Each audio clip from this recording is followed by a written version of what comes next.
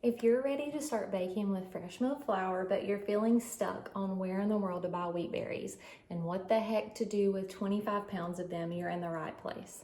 In this video, I'm going to show you exactly where I get mine, how I save money by buying in bulk, and how to store them without a fancy pantry.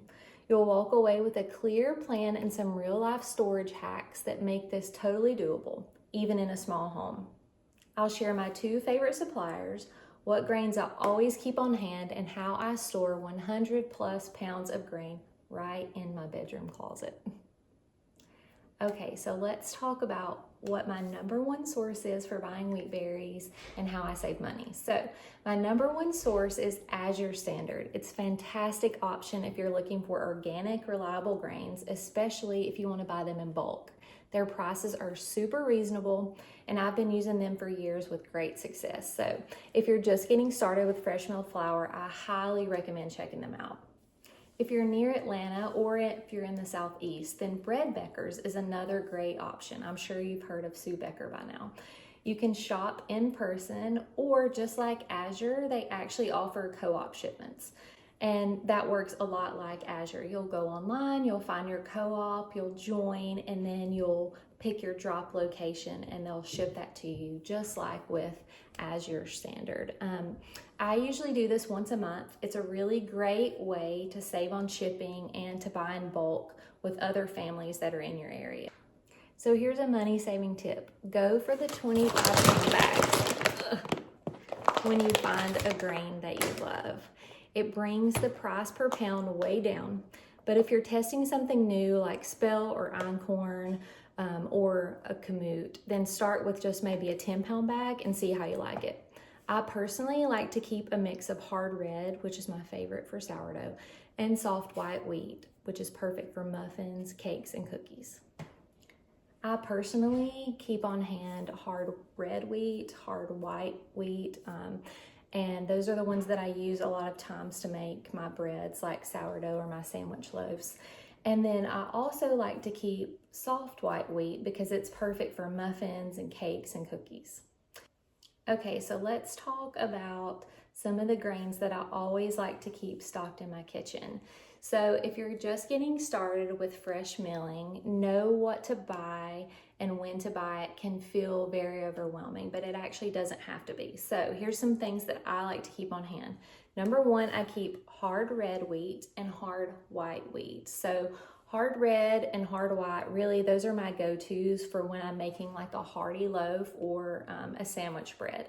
They are very high in protein and it gives like a really great structure and chew to your bread, which is exactly what you want in like a sturdy round loaf.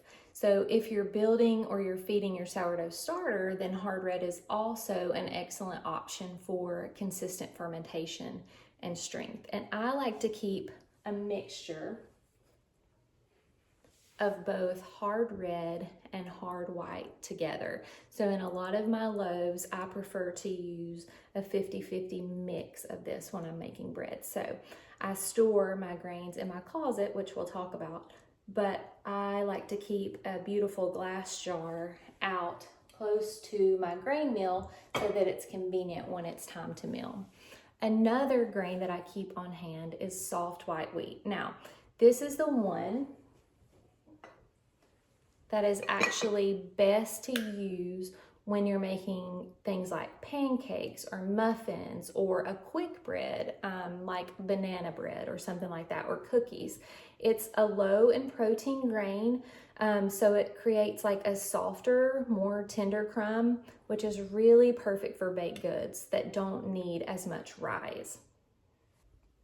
I also like to keep at least one ancient grain on hand, and actually for me it's typically kamut. It has like a beautiful like buttery flavor and it adds a depth to bread that's actually hard to beat. So sometimes I'll rotate in einkorn or spelt just to switch things up and experiment, but a lot of times I just like to keep kamut on hand. If you're trying a new grain, I recommend starting small with maybe just a 10-pound bag, just to make sure that you like the flavor and the baking characteristics before buying it in a huge bulk size bag.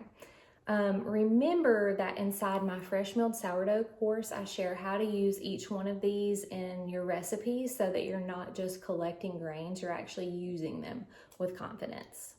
So let's talk about storage, because if you're buying wheat berries in bulk like I do, you need a smart way to keep them fresh, even if you don't have a pantry the size of a walk-in closet. So I like to use 5-gallon buckets with Gamma Seal lids. These buckets are food grade and they're super affordable. I actually get mine from Azure Standard as well. But the real game changer is the Gamma lid. It's an airtight lid with a screw on top. So instead of prying the whole thing off, like every time you need flour, you just twist it open. And easy access makes sure that your grains are fresh, but that you can get to them easily. You don't want to overcomplicate things for yourself, or otherwise you're probably not going to be milling fresh grains for long. So where do I store mine? I actually store mine in the bedroom closet. So this is where I store all my wheat berries. Yep, right in my bedroom closet. I use 5-gallon buckets with Gamma lids for easy access, then refill my jars from the kitchen as needed. It's simple, practical, and it totally works. Yep, you don't need a fancy pantry, just a cool, dry spot where the buckets won't get direct sunlight or heat. No one will ever guess what's in there. So then in the kitchen, I like to keep smaller jars for daily use. I will refill these glass jars with whatever flour I'm currently using, soft white, hard red, hard white, you name it. As long as the jars are airtight and easy to access, it makes daily baking much smoother. So you don't need a picture-perfect, Instagrammable setup. You need something that keeps your grains dry and easy to grab when you need them. If you're ready to get started with fresh milled flour and you want to know exactly what to buy, where to get it, and how to actually store it in real life, 2 things. First, I want you to check out my affiliate link to Azure Standard in the description below.